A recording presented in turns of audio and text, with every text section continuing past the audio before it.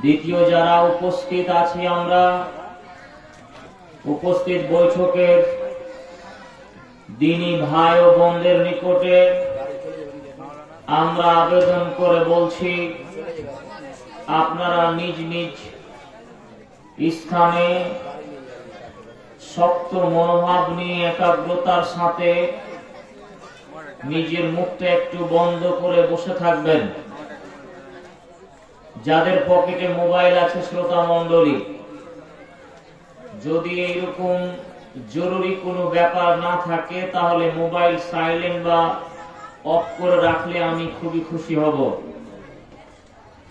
কারণ যে বিষয়টি আমি আলোচনা করতে যাচ্ছি তা অত্যন্ত জটিল একটা বিষয়।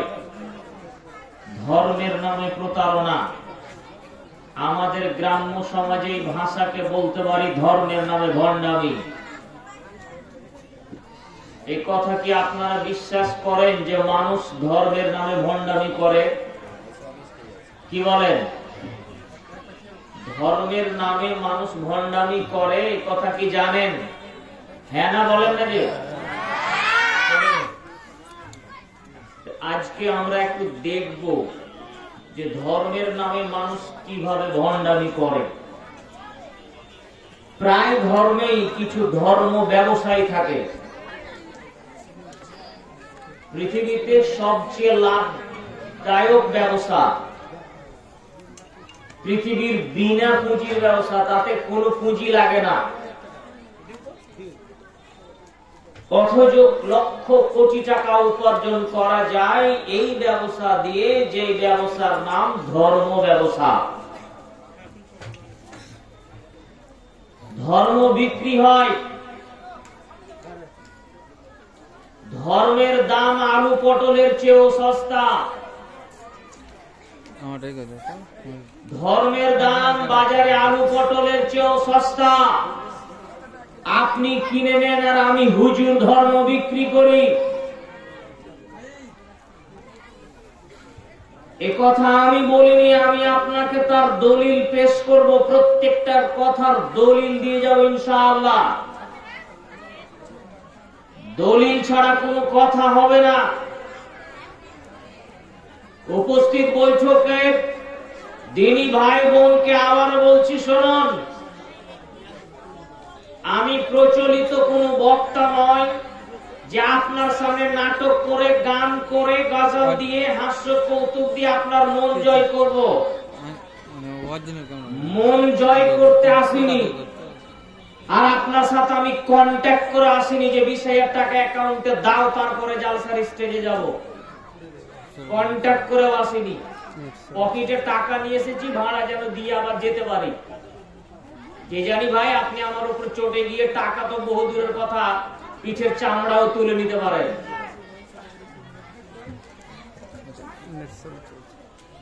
অতএব কথা যেহেতু কোরআন হাদিস থেকে বলবো, তাই এত দাপট নিয়ে কথা বলছি।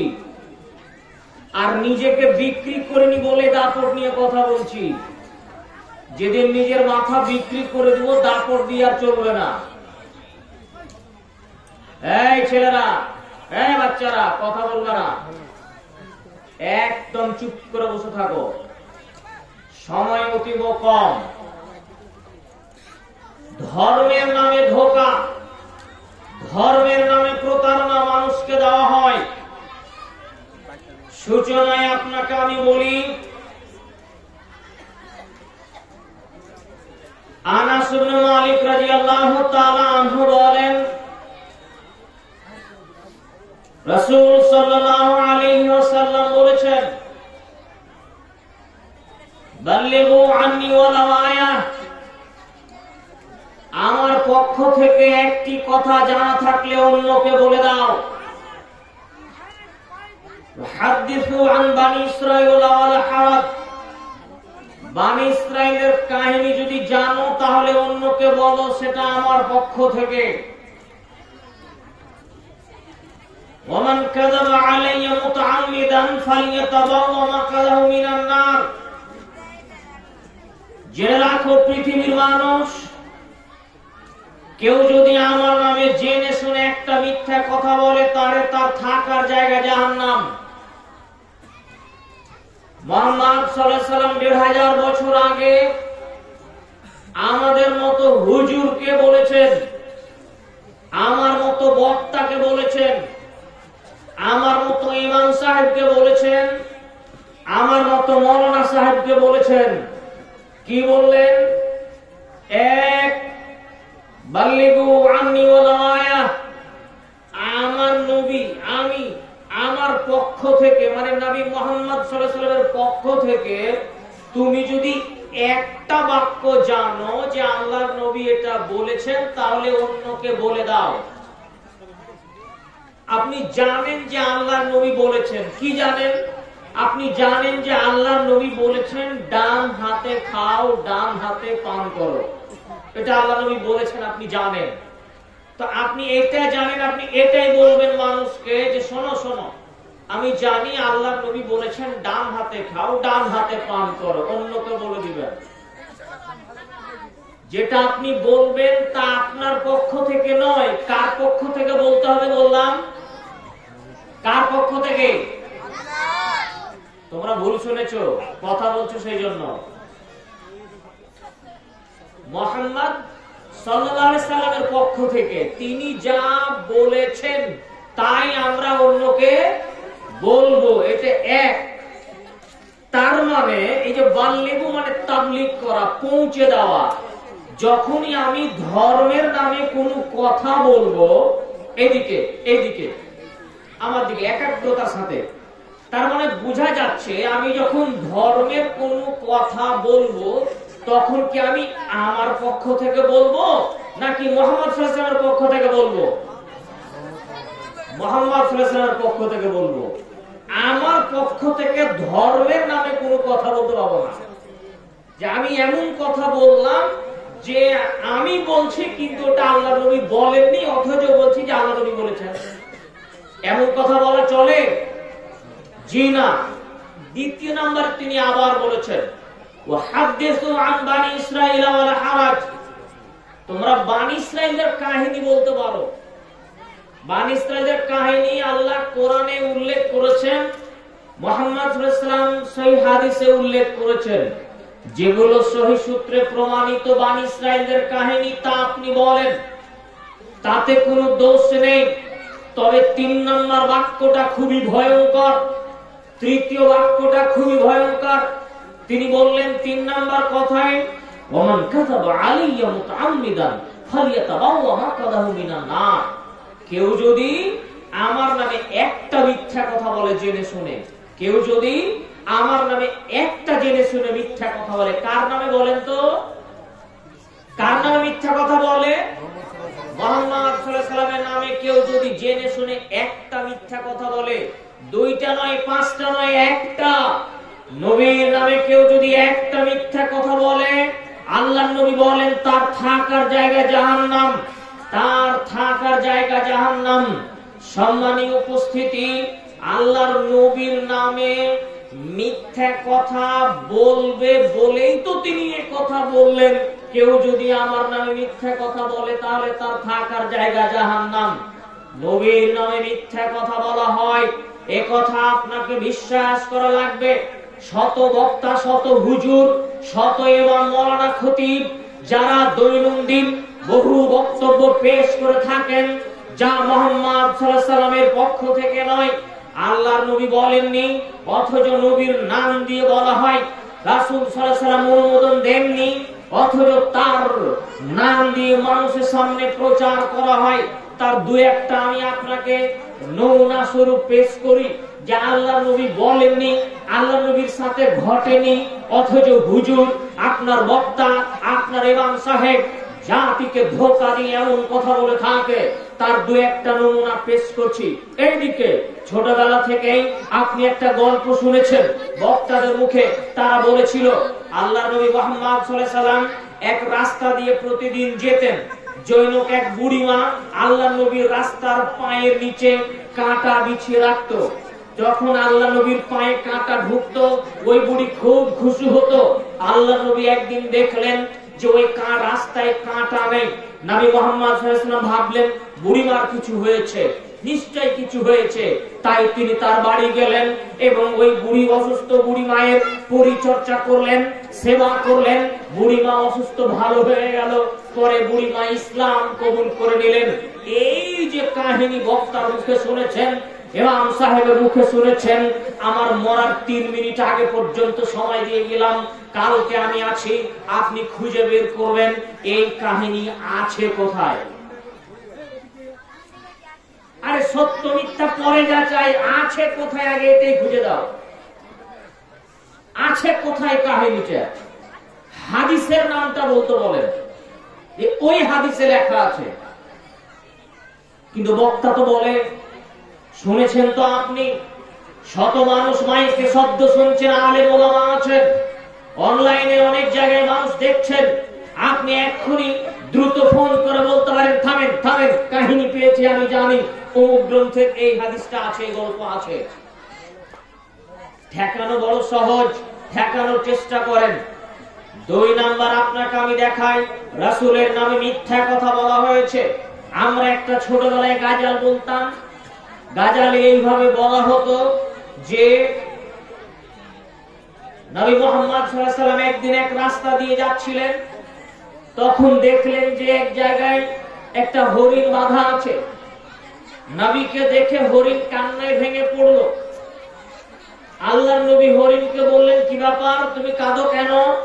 হরিণ বলল, আল্লাহর নবী, আমাকে শিকারী ধরে নিয়েছে, আর আমার দুধের বাচ্চা আছে। আমার দুধের বাচ্চা আমাকে না পেলে সে না খেয়ে অনাহারে মারা যাবে। আল্লাহর নবী, আপনি আমাকে একটু ছাড়ার ব্যবস্থা করুন। রাসূল সাল্লাল্লাহু আলাইহি সাল্লাম বললেন, ছেড়ে দিলে কি হবে? বলে, আমি জিম্মেদারি, আমি আবার ফিরে আসবো, আপনাকে আমি কথা দিলাম।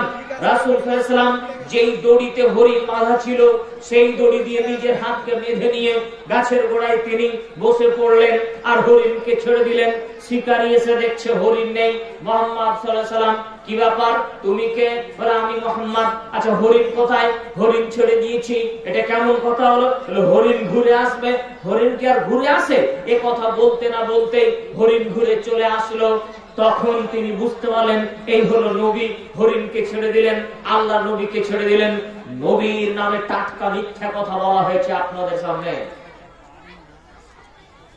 নবীর নামে মিথ্যা কথা বলা হয়েছে আপনাদের সামনে। আমরা শুনেছি আইয়ুব আলাইহিস সালামের বিখ্যাত নবী, আইয়ুব আলাইহিস সালামের গায়ে পোকা হয়েছিল, আর তার পোকাতে তার শরীর খেতে খেতে এমন এক পর্যায়ে চলে আসলো যে জীব খেতে আরম্ভ করলো। তখন তিনি বললেন, আল্লাহ, আমার জীব যদি খেয়ে নেয় আমি কেমনে জিকির করব? তাই তুমি আমাকে রক্ষা করো। আল্লাহ তার দোয়া কবুল করলেন। তাই তাকে বলা হলো, যাও তুমি নদীতে স্নান করো। তিনি নদীতে স্নান করলেন, পোকা ঝরে পড়ে গেল। ওই পোকাগুলো এখন চিংড়ি মাছের রূপ ধারণ করলো। এ কথা ডাহা মিথ্যা কথা। আল্লাহর নবী আইয়ুব আলাইহিস সালাম অসুস্থ হয়েছিলেন, এ কথা ঠিক। দীর্ঘদিন কঠিন রোগে অসুস্থ ছিলেন, এ কথা ঠিক। কিন্তু তার দেহে পোকা হয়েছিল মর্মে কোন হাদিস বর্ণিত হয়নি, কোন মিথ্যা কাহিনীও বর্ণিত হয়নি। এমনিতেই চলছে এটা। মানুষের মুখে মুখে কিছু কথা আছে, মানুষ বলে কিন্তু বাস্তবে থাকে না। যেমন ঘোড়ার ডিম আছে দুনিয়াতে, তো মানুষ বলে কি বলে না? যে কাহিনী বললাম 2-3টা, এগুলো কাহিনী হচ্ছে ঘোড়ার ডিম, না বাস্তবে নেই, মুখে আছে। বাস্তবে নেই, মুখে আছে। সম্মানীয় উপস্থিতি, আর কিছু আছে মিথ্যা কাহিনী। কোন কোন বই লিখেছে কিন্তু তদন্ত ছাড়া নবীর নামে মিথ্যা কথা বলা হয়েছে।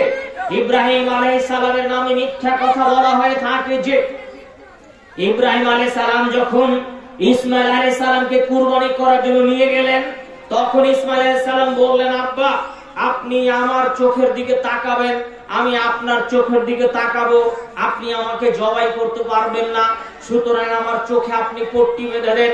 ইব্রাহিম আলাইহিস সালাম নিজের চোখে 7 পট্টি বাঁধলেন আর ছেলের চোখে 7 পট্টি বেঁধে দিলেন। ইসমাইলকে উবুড় করে শুইয়ে দিয়ে ছুরি চালাতে শুরু করলেন।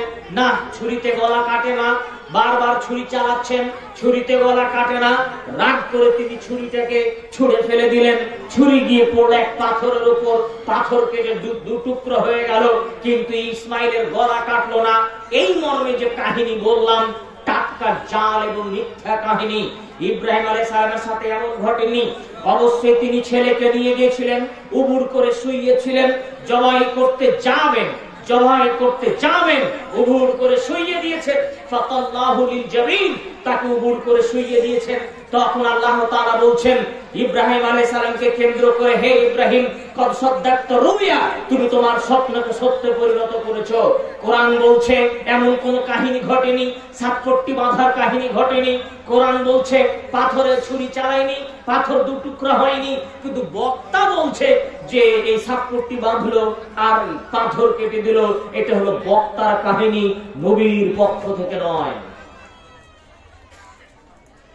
আপনাকে আমি এইরকমই কাহিনী ১ ঘন্টা দেখাবো, এত লম্বা করতে চাচ্ছি না, অন্য কথা বলা প্রয়োজন। তাহলে কি বুঝাতে চাইলাম আপনাকে? মুহাম্মদ সাল্লাল্লাহু আলাইহি ওয়াসাল্লামের নামে মিথ্যা কথা বলা হবে, নবীর নামে মিথ্যা কথা বলা হবে। এই দেশের মাটিতে লক্ষ লক্ষ তাফসীর আছে যা মানুষ নিজে নিজে বানিয়েছে। হাজার হাজার জাল হাদিস যা ইহুদি প্রমোট করেছে, মুসলমান গ্রহণ করেছে। ইহুদি বানিয়েছে, মুসলমান গ্রহণ করেছে। বলেন কি ইহুদির তৈরি করা হাদিস মুসলমান নিয়েছে? জি নিয়েছে, হ্যাঁ নিয়েছে। যেমন তার জ্বলন্ত একটা উদাহরণ আপনাকে একটা হাদিস বলছি, মিথ্যা হাদিস, জাল হাদিস, ইহুদিদের তৈরি হাদিস শোনেন, ইহুদিদের তৈরি হাদিস শোনেন। তারা বলে, ইহুদিরা বলে, ইহুদিদের তৈরি হাদিসে বলে আল্লাহ নবী বলেছেন 3টা জিনিসের দিকে যদি কেউ তাকিয়ে থাকে চোখের পাওয়ার বেড়ে যাবে। 3টা জিনিসের দিকে তাকিয়ে থাকলে চোখের দৃষ্টি বৃদ্ধি পায়। 1, কেউ যদি সুন্দরী নারীর দিকে তাকিয়ে থাকে তাহলে তার চোখের পাওয়ার বেড়ে যাবে। আল্লাহ তাআলা কোরআনে এবং রাসূল সাল্লাল্লাহু আলাইহি সাল্লাম হাদিসে বারবার নিষেধ করছেন, চোখ পড়লে নারীর দিকে চোখ পড়লে কি করতে হয়? চোখ কি করতে হয়? চোখ নিচু করতে হবে না? যদি পড়ে গেছে নিচে করে দেন, আর নিজে থেকে কি তাকাতে পারবেন? তা তো পারবেন না। তো এই যে এখানে বলছে যে সুন্দরী মেয়ের দিকে তাকিয়ে থাকলে চোখের দৃষ্টি বেড়ে যায়, এটা কি হাদিস মনে করেন? কিন্তু হুজুরেরা কেউ কেউ হাদিস হিসেবে নিয়েছে, যারা বুঝেনি, যারা ষড়যন্ত্র বুঝেনি, তারা মনে করেছে এই হাদিস শোনার পরে বলছে সুবহানাল্লাহ। সুন্দরী মেয়ের দিকে তাকিয়ে বলছে সুবহানাল্লাহ, নাউযুবিল্লাহি মিন যালিক। সম্মানীয় উপস্থিতি, আর একটা তারা বলেছে যে প্রবাহিত ঝর্ণার দিকে তাকিয়ে থাকলে চোখের দৃষ্টি পায়, আর এক দৃষ্টি বৃদ্ধি পায়। আর একটা তারা বলেছে টাটকা শাকসবজির দিকে তাকিয়ে থাকলে চোখের দৃষ্টি পায়। এটা ইহুদিদের তৈরি করা হাদিস, যা মানুষ মুখে মুখে প্রচলিত আছে। সম্মানীয় উপস্থিতি, সুতরাং তদন্ত করতে হবে।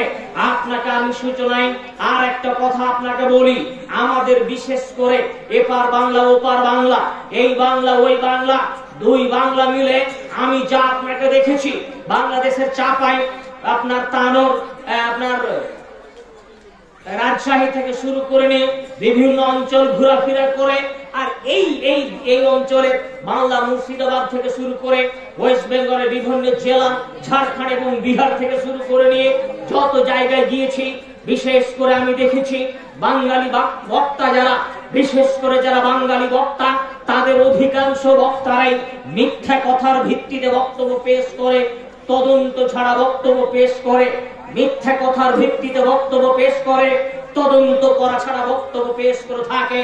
হাদিস কোরআন তদন্ত করার প্রয়োজন মনে করেন না। আজ এই সমস্ত বক্তার জন্য ধর্মের গায়ে আগুন লাগিয়ে দিয়েছে তারা, ধারা করে ধর্ম চলছে। আপনাকে হক বুঝতে হবে।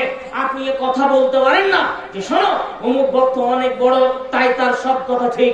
জি না, আমি হচ্ছি বক্তা, আমি আলেম নয়, আমি বকতে পারি, গবেষণা করতে জানি না, তার মানে এই নয় যে বকতে পারলে আমার কথা সঠিক হবে।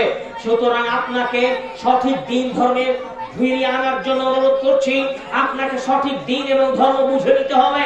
পৃথিবীতে হাজারো মানুষ ধর্মের নামে মানুষকে মিথ্যা কথা বলে, ধর্ম ব্যবসা করে, যার জ্বলন্ত প্রমাণ আপনাকে বহু ক্ষেত্রে দেওয়া যেতে পারে। ইহুদি খ্রিস্টানেরা যেমন ধর্মকে বিক্রি করে টাকা উপার্জন করে, তেমনি ভাবে মুসলমানদের গোষ্ঠীর ভিতরে নামধারী এক শ্রেণীর হুজুর আছে, পীর আছে, মাসায়েক আছে, ইমাম আছে, যারাও নিজের ধর্মকে বিক্রি করে। শুনুন, আমি এ কথা বলিনি, আল্লাহ তাআলা বলেন সূরা তাওবা 9 নম্বর সূরা 34 নম্বর আয়াতটা আপনি খুলুন। আল্লাহ তাআলা বলেন, ইয়া আইয়ুহাল্লাযীনা আমানু ইন্না কাসীরাম মিনাল আহবারি ওয়ার রুহবান লা ইয়াকুলুনা আমওয়ালান নাস বিল বাতিল ওয়া ইয়াসুদ্দুনা আন সাবিলিল্লাহ। হে ঈমানদারগণ শোনো, হে ঈমানদারগণ শোনো, হে ঈমানদারগণ শোনো, ইন্না কাসীরাম মিনাল আহবারি ওয়ার রুহবান লা ইয়াকুলুনা আমওয়ালান নাস বিল বাতিল ওয়া ইয়াসুদ্দুনা আন সাবিলিল্লাহ। এমন কতগুলি ধর্মীয় পোপ পাদ্রী আছে, হুজুর আছে, দরবেশ আছে, মৌলানা সাহেব আছে, ইমাম সাহেব আছেন, খতিব আছে, পীর আছে, যারা মানুষকে আল্লাহর পথ থেকে বাধা দেয়, মানুষকে আল্লাহর পথ থেকে বাধা দেয়, আর মানুষের সম্পদকে অন্যায় পথে ভক্ষণ করে। আল্লাহ নিজে বলছেন যে এক শ্রেণীর হুজুর, দরবেশ, পীর, ফকির, মাসায়েক, বুজরুক, এক শ্রেণীর আলেম ওলামা, এক শ্রেণীর পীর পুরোহিত, এক শ্রেণীর ভণ্ড হুজুরেরা, তারা মানুষকে আল্লাহর পথ থেকে বাধা দেয় আর জনগণের সম্পদ, জনগণের টাকাকে অন্যায় পথে খায়। এই কথা আপনাকে আমি একটু দেখাতে চাচ্ছি। কিভাবে হুজুর কি মানুষকে আল্লাহর পথ থেকে বাধা দেয়? আরে হুজুর তো দিন রাত আল্লাহর কথা বলে। আরে পীর কি কখনো মানুষকে আল্লাহর পথে বাধা দেয়? ও তো আল্লাহর পথেই নিয়ে যায়। আরে ইমাম সাহেব কি আল্লাহর পথে বাধা দেয়? হ্যাঁ দেয়, হ্যাঁ দেয়। কেমনে দেয়? কেমনে দেয়? শুনুন, এদিকে এদিকে, এই ছেলে, এদিকে এদিকে এদিকে। আপনি সরাসরি আল্লাহকে বলছেন, আল্লাহ আমি কঠিন রোগে অসুস্থ, আল্লাহ তুমি আমার অসুস্থতা ভালো করে দাও। তখন পীর সাহেব বলছে, কি করছো তুমি, কি করছো? হ্যাঁ, তোমার মতো লোকের আল্লাহ সরাসরি দোয়া কবুল করবে? তুমি জানো না, তুমি একটা কিছুই তো বুঝো না, তুমি সরাসরি কেমনে আল্লাহর কাছে চাইবা? তোমার ভুল হচ্ছে। তোমাকে আল্লাহকে বলার জন্য আরেকটা লোক ভাড়া করা লাগবে। আরে আল্লাহ হচ্ছেন জজ। তো আল্লাহ যদি জজ হয়, জজের কাছে সবাই যেতে পারে? জজের কাছে কে যাইব? উকিল যায়, উকিল। তো আল্লাহর কাছে যাওয়ার জন্য মাঝখানে একটা উকিল লাগবে। উকিল কে? কে উকিল বলেন তো? এটা আপনারাও জানেন। তার মানে আপনারাও জানেন যে আপনাদের পীর লাগে। কি আপনাদের পীর, আপনাদের উকিল সাহেব লাগে নাকি? তো হুজুর যে বলছে আল্লাহর কাছে যাওয়ার জন্য মাঝখানে পীর লাগবে, তার মানে সরাসরি আপনি আল্লাহর কাছে যেতে পারবেন না, চাইলে পারবে না। ও তো বলছে যে না না, হবে না তোমার দ্বারা। আল্লাহর কাছে সরাসরি তোমার মতো সাধারণ মানুষ কেমন করে যাবে? আল্লাহ যারাকে উকিল হিসাবে রেখেছেন, তারা আল্লাহকে বলবে যে এটা আমার মুরিদ, এ আমার মুরিদ, আল্লাহ তুমি তাকে দাও। উকিল সাহেব যেমন বলে এটা আমার মক্কেল, মাই লর্ড, এটা আমার মক্কেল, আমার মক্কেল নির্দোষ। তো আপনার উকিল সাহেব পীর বাবা আল্লাহকে বলবে, হুই আল্লাহ, এ আমার মুরিদ, এ আমার কবরে মাজারে ফুল দিয়েছে, মুরগা দিয়েছে, খাসি দিয়েছে, আরো কতকে দিয়েছে আল্লাহ, এ আমার মুরিদ, একে তুমি জান্নাতে দিয়ে দাও। জান্নাতে যদি যেতে কষ্ট হয় না, তো বাংলাদেশের এক পীর বাবা আছে, ও জাহাজ নিয়ে গিয়ে আপনাকে জান্নাতে নিয়ে যাবে।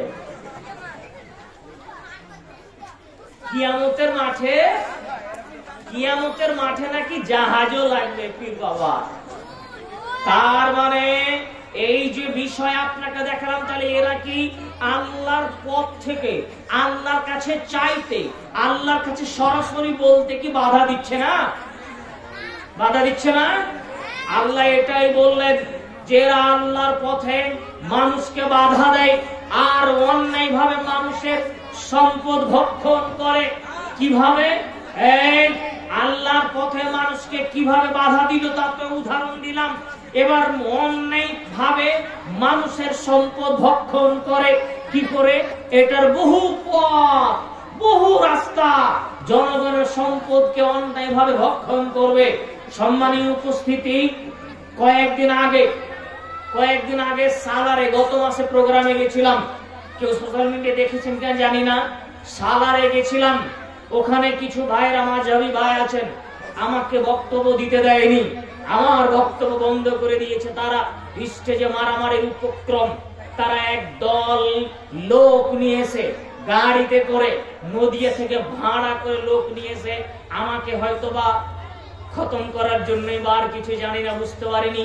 বক্তব্য চলাকালীন তারা এক গাড়ি লোক একদম দৌড়িয়ে সেই স্টেজে উঠার চেষ্টা করছিল। কমিটির লোকেরা বাধা দিল। আমি সেখানকার কথা বলি। ওখানে পৌঁছানোর পর জৈনক ব্যক্তি একটা বাচ্চা কোলে করে নিয়ে এসে আমাকে বলল, হুজুর আমার বাচ্চা দীর্ঘদিন কান্না করে, চুপানোর চেষ্টা করি, ডাক্তার দেখাই, কিছু হচ্ছে না, বাচ্চা একদিকে তাকিয়ে আছে, অনেক অসুস্থ, ডাক্তার দেখেছি কিছু হয়নি, আপনি একটু ঝেড়ে দেন। তো ঝেড়ে দেওয়া তো যায়, ঝাড়ফুঁক করা, কোরআন হাদিসে দোয়া দিয়ে। তা আমি এটা দেখতে গিয়ে বলছি তার গলাতে দেখছি তাবিজ। আমি বললাম তাবিজ ছিঁড়ে ফেলতে হবে। তাবিজটা আমার কথায় ছিঁড়ে ফেলালাম। তার সামনে তাবিজ খুলে বের করলাম, তাতে একটা ছক দেওয়া আছে, আরবিতে নাম্বার লেখা আছে, আরবিতে নাম্বার লেখা আছে। আমি বললাম আপনি কি জানেন এগুলো কি? তো বললো না। আমি বললাম আরবিতে এগুলো নাম্বার, সংখ্যা, 1 2 3 4 5 এই ধরনের সংখ্যা লেখা আছে। আমি বললাম আপনার ছেলের গলায় বা আপনার এই বাচ্চার গলায় এই ধরনের নাম্বার লিখে দিয়ে গলায় তাবিজ দিয়ে কি হবে? তা তো কিছু হবে না। সে বুঝলো। একটু পরে কি হলো না হলো আল্লাহ আলাম। হয়তোবা আমি পরে জানতে পারলাম ওই মসজিদের হুজুর সাহেব ওই তাবিজ দিয়েছে আর টাকা নিয়েছে। এবার হুজুরের কাছে খবর চলে গেছে, হুজুরের কাছে খবর চলে গেছে। হুজুর এবার পেইতারা শুরু করেছে কি করে বক্তাকে ঠেকানো যায়। শুধু ঠেকানোই যায় নয়, পুরো প্রোগ্রামকে বাতিল করে দিল, হামলা পর্যন্ত করলো, আপোষা মারামারি করে একজনের মাথা পর্যন্ত ফাটিয়ে দিয়েছে। আল্লাহ হেফাজত করেছে আমাকে। 2টা থানাতে ইনফরমেশন করে আমাকে আসতে হয়েছিল, দুইটা থানা অতিক্রম করে ইনফরমেশন করে। ওই ভাই আমাদের আহলে হাদিসদের এলাকায় আমরা প্রোগ্রাম করে, ওদের লোকেরা প্রোগ্রাম করলে তাদেরকে তো থানায় ইনফরমেশন দিয়ে যেতে হয় না, আমাদের গাড়ি নাম্বারিং দিয়ে থানাতে ইনফরমেশন দেওয়া হয়েছে। আজকে যে বক্তা মুমতাজুল ইসলাম ভাই, তার গাড়িতেও বোমা হামলা করা হয়েছিল। কত আপনাকে দেখাবো। আমি কি বলতে চাইলাম, এই যে তাবিজের ব্যবসা, এইটাই হচ্ছে জনগণের সম্পত্তিকে অন্যায়ভাবে ভক্ষণ করা। আরো প্রথা আছে আপনাকে আমি দেখাই, আরো প্রথা আছে আপনাকে আমি দেখাই, যা জনগণের কাছ থেকে ভক্ষণ করে। জি, আপনি বেসুদিরানায় পাথর চাপড়ি চলে যাবেন, দেখবেন সুন্দর করে মাজার করা আছে। আপনি একটা চাদর দিলেন, তারপরে আরেক ভাই আরেকটা চাদর দিল, এই করে করে সারা বছর চাদর জমা হচ্ছে না, হয় না? তো এতদিন তো চাদর গুলো আকাশে ঠেকে যাওয়ার কথা ছিল, যত চাদর ছিল। তো ওই চাদর গুলো আপনি যে দোকান থেকে নিয়ে এসেছেন, তারপরের দিন ট্রান্সফার ওই দোকানে আবার গেছে। এবার আপনি একটা কিনলেন, আমি একটা কিনলাম, আর ওই টাকা পার্সেন্ট তারা যায়, সব ব্যবসা চলছে।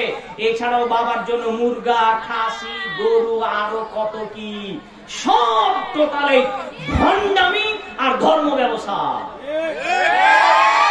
সম্মানীয় উপস্থিতি, আপনাকে আমি বুঝানোর চেষ্টা করছিলাম যে দেখুন মানুষকে কিভাবে ধর্মের নামে প্রতারণা করছে মানুষ। আল্লাহ তাআলা বলেন, ইত্তাখাযু আহবারহুম ওয়া রুহবানাহুম আরবাবাম মিন দুনিল্লাহ, সূরা তাওবা 9 নম্বর সূরা 31 নম্বর আয়াত। আমার দিকে খুব একাগ্রতার সাথে চেয়ে থাকতে হবে। আল্লাহ তাআলা বললেন, ইত্তাখাযু আহবারহুম ওয়া রুহবানাহুম আরবাবাম মিন দুনিল্লাহ, ওরা তাদের পুরোহিত, তারা তাদের দরবেশ, তারা তাদের গুরুজন, তারা তাদের পোপ পাদ্রীকে রব হিসাবে গ্রহণ করে নিয়েছে। ওরা তাদের পোপ পাদ্রীকে, ওরা তাদের ধর্মীয় গুরুকে রব হিসাবে গ্রহণ করে নিয়েছে। রব কে বলেন তো? রব হচ্ছেন আল্লাহ। কিন্তু আল্লাহ বলছেন যে ওরা তাদের পোপ আর পাদ্রীকে, খ্রিস্টানদের কথা আল্লাহ বলতে গিয়ে বলছেন যে তারা তাদের ধর্মীয় গুরু পোপ পাদ্রীকে রব বানিয়ে নিয়েছে। এই কথা যখন রাসূল সাল্লাল্লাহু আলাইহি সাল্লাম বললেন, সুনান তিরমিজি হাদিস নাম্বার 3095, আদি ইবনে হাতিম রাদিয়াল্লাহু তাআলা আনহু বলেন, শুনুন, আদি ইবনে হাতিম রাদিয়াল্লাহু তাআলা আনহু বলেন, আতাইতুন নবী সাল্লাল্লাহু আলাইহি ওয়াসাল্লাম ওয়াফি উনুকি সালিবুম মিনাজ যাহাবে, আমি রাসূল সাল্লাল্লাহু আলাইহি সাল্লামের নিকটে এমন অবস্থায় উপস্থিত হলাম যে সময় আমার গলাতে খ্রিস্টানদের যে ক্রস থাকে না, ক্রস চিহ্ন, সোনার তৈরি করা একটা ক্রস আমার গলায় ঝুলছিল। এই রকম অবস্থায় আমি আল্লাহর নবীর নিকটে উপস্থিত হলাম। রাসূল সাল্লাল্লাহু আলাইহি সাল্লাম আমাকে দেখে বললেন, আদি ইত্রাহ আনকা হাদাল ওয়াসারা, এই ছুঁড়ে ফেলো, ছুঁড়ে ফেলো, এই মূর্তি তোমার গলায় কেন, ছুঁড়ে ফেলো। এবং এই কথা বলার পরে তিনি এই আয়াতটি তেলাওয়াত করছেন, সূরা তাওবা 9 নম্বর সূরার 31 নম্বর আয়াতটা। আল্লাহ তাআলা বলছেন, ইত্তাখাযু আহবারহুম ওয়া রুহবানাহুম আরবাবাম মিন দুনিল্লাহ, তারা আল্লাহকে ছাড়া তাদের পোপ পাদ্রীকে রব বলে গ্রহণ করে নিয়েছে। তবে তবে আমা ইন্নাহুম, তবে তারা লা ইয়াবুদুনা, তারা তাদের পূজা করে না। খ্রিস্টানেরা তারা তাদের পোপ পাদ্রীদের সামনে মাথা নত করে না, তাদের ইবাদত করে না, বরং তারা কি করে, তাদের পোপ পাদ্রীরা যেটা হালাল করে এটাকে এরা হালাল বলে মেনে নেয়, তাদের পোপ পাদ্রীরা যেটা হারাম ঘোষণা করে এটা তারা হারাম বলে মেনে নেয়। কথা মনে হয় আমি বুঝাতে পারিনি। খ্রিস্টানদের পোপ, খ্রিস্টানদের ধর্মগুরু যেটাকে হালাল বলে খ্রিস্টানেরা ওটাকে হালাল বলে, খ্রিস্টানদের ধর্মগুরুরা যেটাকে হারাম বলে খ্রিস্টানেরা সেটাকে হারাম বলে। হারাম আর হালাল করার মালিক কে? আল্লাহ। কিন্তু ওরা কাকে বানালো হারাম আর হালাল করার মালিক? তাদের পোপ পাদ্রীকে, ধর্মগুরুকে। এই যে যাকে তারা হারাম আর হালালকারী বানিয়ে নিল, মানে তাকে তারা রব বানিয়ে নিল। কথা বুঝে এসছে? তারা হালাল হারামের মালিক বানিয়ে নেওয়ার মাধ্যমে তারা তাকে রব বানিয়ে নিয়েছে। আজকেও এক শ্রেণীর মানুষ আছে যারা নিজেকে মুসলমান দাবি করে, নিজেকে মুসলমান হিসাবে পরিচিত করে, যারা বলে আমাদের নবী মুহাম্মদ সাল্লাল্লাহু আলাইহি সাল্লাম, তারাও ধর্মের মাঝে, ধর্মে নেই, ধর্মের মধ্যে জোর করে ঢুকিয়ে, হাদিসে নেই, কোরআনে নেই, জোর করে ধর্মের গায়ে ঢুকিয়ে দিয়ে অসংখ্য হালালকে তারা হারাম করেছে, অসংখ্য হারামকে তারা হালাল বানিয়ে ছেড়েছে। তার একটা উদাহরণ কয়েকদিন আগে আপনি দেখেছেন।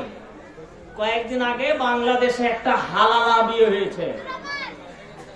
হালালা বিয়ে মানে কোন এক ব্যক্তি বউকে 3 তালাক দিয়ে ফেলেছে।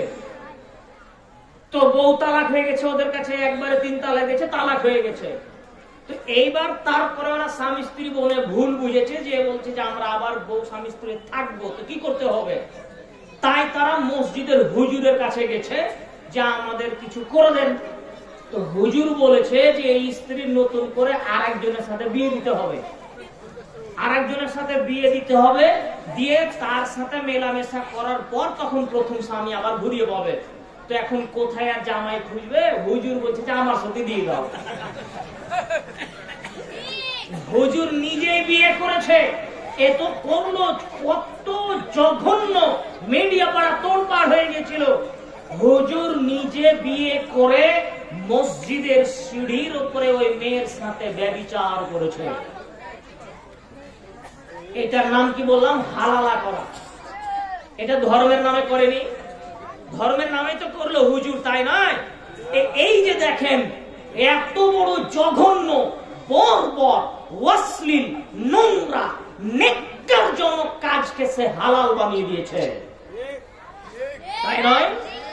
এটা হারাম, অথচ সে কি বানিয়ে দিল? হালাল বানিয়ে দিল। তার মানে হুজুর হারামকে হালাল করবে, হালালকে হারাম করবে। এতটুকু নয়, সম্মানীয় উপস্থিতি, বহু হুজুরেরা ধর্মকে বিক্রি করে, বহু হুজুরেরা ধর্মকে বিক্রি করে। সোচ্চার এবং সাবধান হতে হবে জনগণকে। আপনারাই হুজুরকে ঠেকাতে পারেন, আপনারাই বক্তাকে ঠেকাতে পারেন। তারা যে ধর্ম আপনার সামনে বিক্রি করছে, আজকে খাঁটি ধর্ম পাওয়া চরম পর্যায়ে হয়ে গিয়েছে। যদি আজও বাজারে আপনি খাঁটি মধু কিনতে চান, খাঁটি মধু পাবেন, একটু টাকা বেশি লাগবে। খাঁটি সরিষার তেল কিনতে চান, আপনি পাবেন, টাকা একটু বেশি লাগতে পারে। কিন্তু সমাজে খাঁটি ধর্ম পাওয়া খুবই কঠিন। এই মর্মে আবু হুরায়রা রাদিয়াল্লাহু তাআলা আনহু বলেন, রাসূল সাল্লাল্লাহু আলাইহি ওয়াসাল্লাম বলেছেন, বাদিরু বিল আমাল, শোনো, বাদিরু বিল আমাল, তোমরা দ্রুত নেকির কাজ করো, তোমরা দ্রুত নেকির কাজ করে নাও। কেন? কেন আমি দেখছি যে ফিতনান কাকিতাই লাইল মুসলিম, ফিতনা ফাসাদ গুলো কালো ঘন অন্ধকার হয়ে তোমাদের বাড়িতে প্রবেশ করছে। এমন ফিতনা, এমন কলহ, এমন বিপর্যয় তোমাদের বাড়িতে ঢুকছে, এমন ফিতনা, এমন কলহ, এমন বিপর্যয় তোমাদের বাড়িতে ঢুকছে যে ইউসবিহুর রাজুলু মুমিনান ওয়া ইউনসি কাফিরান। শোনো শোনো এই যুবক, এই শোনো, একজন যুবক শোনো, তুমি এমন ফিতনা, এমন কলহ বাড়িতে ঢুকবে, সকালবেলায় তরু তাজা ইমানদার থাকবে, সন্ধ্যাবেলায় লোকটা কাফের হয়ে যাবে। কত ভয়ঙ্কর কথা আল্লাহ রাসূল বলছেন। সকালবেলায় থাকবে মুমিন, সন্ধ্যাবেলায় কাফের। সন্ধ্যাবেলায় থাকবে মুমিন, সকালবেলায় হবে কাফের। এ তো গেল।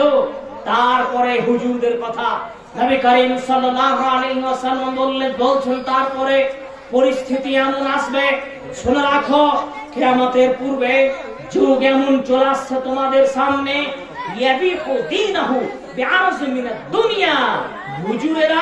হুজুরেরা, ইমাম সাহেবেরা টাকার বিনিময়ে, দুনিয়ার বিনিময়ে, অর্থের বিনিময়ে ধর্মকে বিক্রি করবে।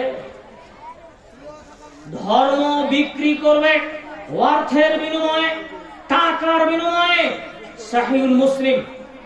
সম্মানীয় উপস্থিতি, অত্র হাদিসে আল্লাহর নবী মুহাম্মদ সাল্লাল্লাহু আলাইহি ওয়াসাল্লাম দেখালেন ধর্ম বিক্রি হবে। আজ খাঁটি ধর্ম বাজারে বিক্রি হয় না, ভেজাল লাগা ধর্ম মানুষের সামনে বিক্রি হচ্ছে। সম্মানীয় উপস্থিতি, আপনাকে আমি দেখাচ্ছিলাম ধর্মের নামে প্রতারণা, মানুষ কিভাবে ধর্মের নামে প্রতারণা করছে, মানুষের সামনে প্রতারণা হচ্ছে। আপনাকে তার দু একটি নমুনা পেশ করার চেষ্টা করছি। দেখুন, আল্লাহ তাআলা বলেন সূরা বানী ইসরাঈল 17 নম্বর সূরার 71 নম্বর আয়াতের অংশ, আল্লাহ তাআলা বলছেন, ইয়াওমা নাদউ কুল্লু উনাসিন বিইমামিহিম, আমি সেই দিন প্রত্যেককে তাদের ইমাম সহ ডাকবো। কিয়ামতের মাঠে আল্লাহ তাআলা প্রত্যেককে তাদের ইমাম সহ ডাকবেন। এই আয়াতের ব্যাখ্যা এক শ্রেণীর মানুষ করেছে। কোথায় করেছে?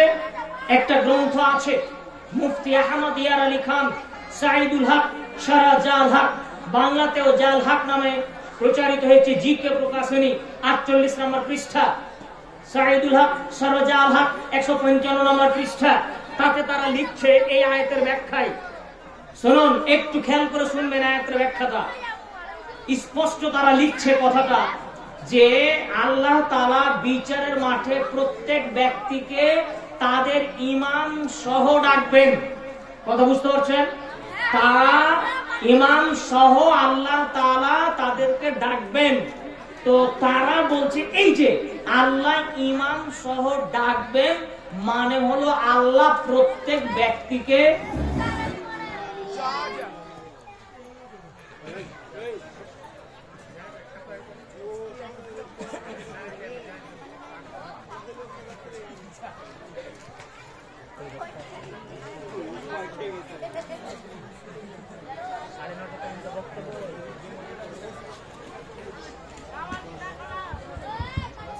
হ্যাঁ বলছিলাম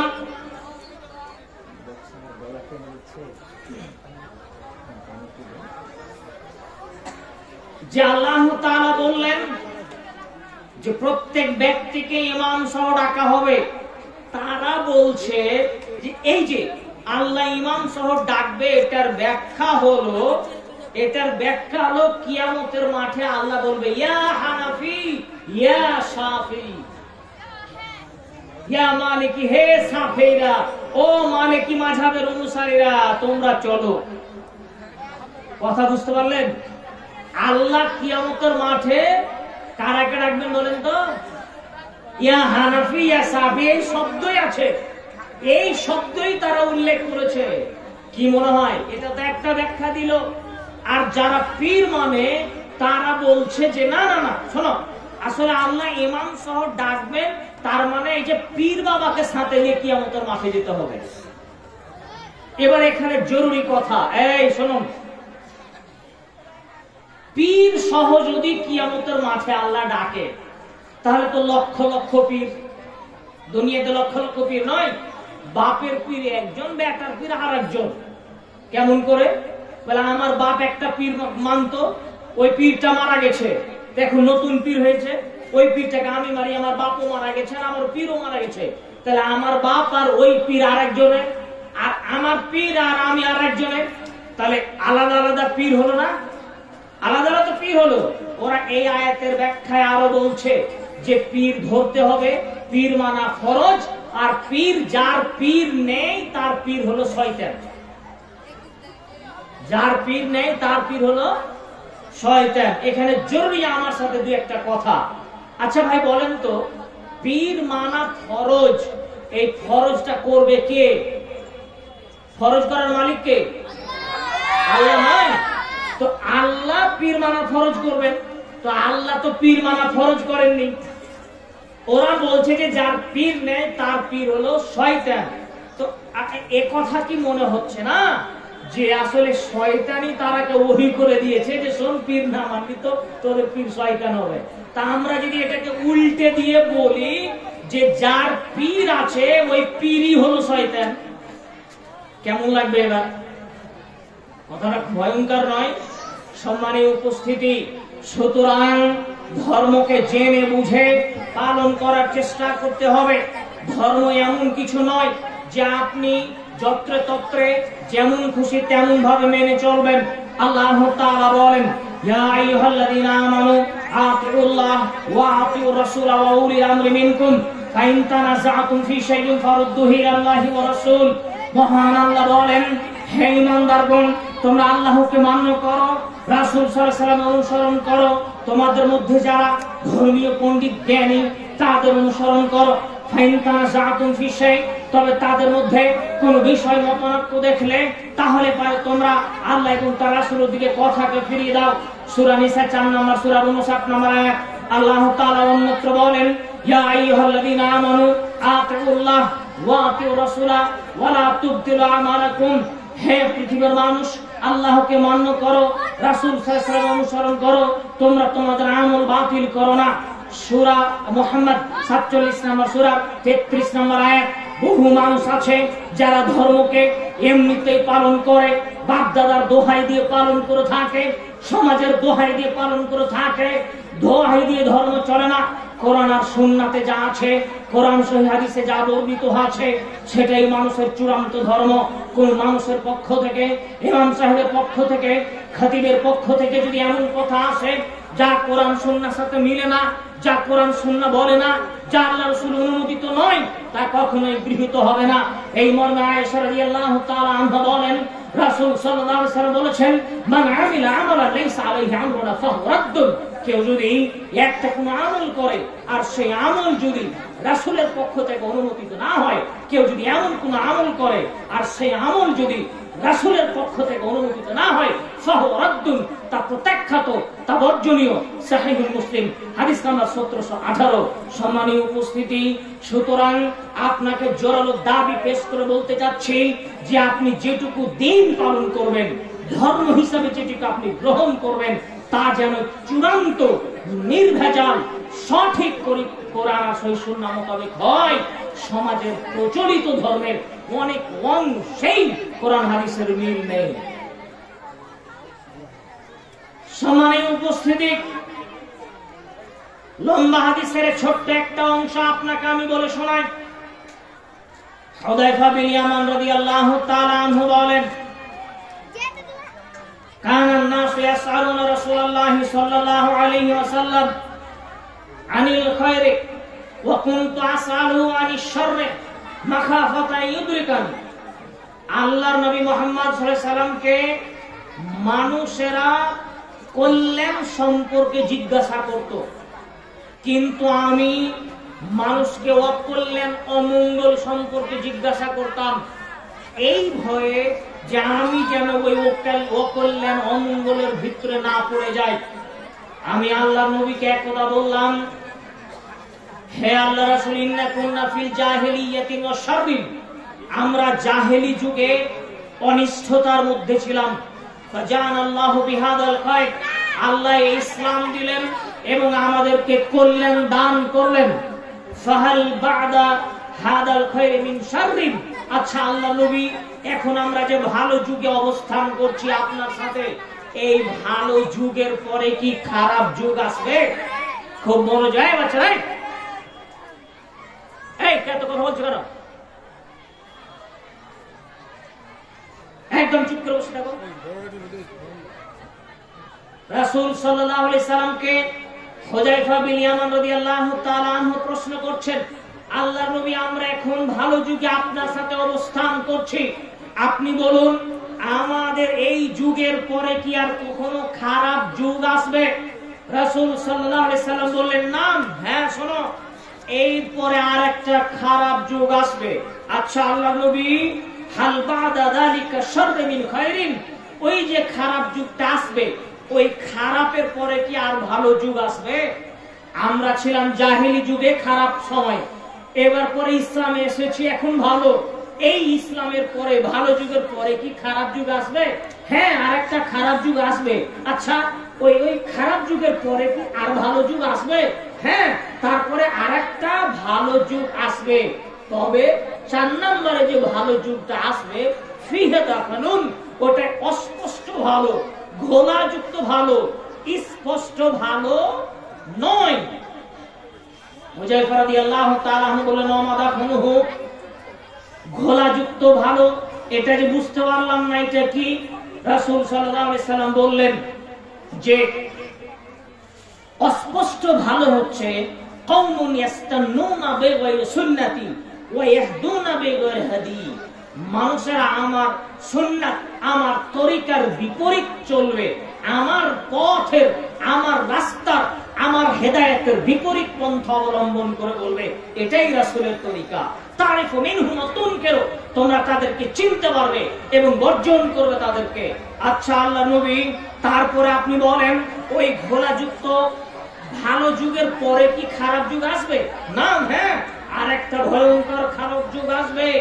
এত ভয়ঙ্কর যুগ, এত ভয়ঙ্কর যুগ, দুআতু আলা আবওয়াবি জাহান্নাম, যারা দায়ী, যারা মানুষকে আল্লাহর পথে ডাকবে, তারা থাকবে জাহান্নামের গেটের উপরে। মান আজাবাহুম ইলাইহা কাযাফু ফিহা কাযাফুহু ফিহা, যারা তাদের ডাকে সাড়া দিবে তাদের ধরে জাহান্নামে ফেলে দিবে। এক শ্রেণীর হুজুর, এক শ্রেণীর আলেম, এক শ্রেণীর বক্তা, এক শ্রেণীর মাওলানা, এক শ্রেণীর দায়ী, যারা মানুষকে কোরআন হাদিসের কথা বলবে, তারা নিজেরাই থাকবে জাহান্নামের গেটে, তাদের ডাকে যারা সাড়া দিবে তাদের ধরে জাহান্নামে ফেলে দিবে। ভয়ঙ্কর কথা। নবী করিম সাল্লাল্লাহু আলাইহি সাল্লামকে তখন হুযায়ফা রাদিয়াল্লাহু তাআলা বলেন, ইয়া রাসূলুল্লাহ সিফুন লানা, আপনি তাদের কথা আপনি বলেন, যে তাদের পরিচয় আপনি দেন, তারা কারা?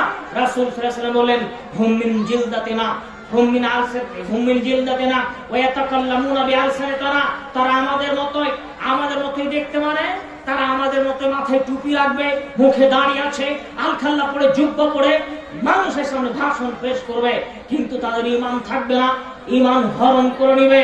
আর শুনে রাখো, সেই সময় যখন আসবে তখন তুমি তাদের সবকে পরিত্যাগ করে দিও। তিনি আরো বলেছেন, লম্বা হাদিসের শেষ অংশে এইটুকু আপনাকে বলতে চাচ্ছি, রাসূল সাল্লাল্লাহু আলাইহি ওয়াসাল্লাম হাদিসের গুরুত্বপূর্ণ অংশে দুইটি কথা বললেন। সহিহুল বুখারী ৭০৪৭ নম্বর হাদিস।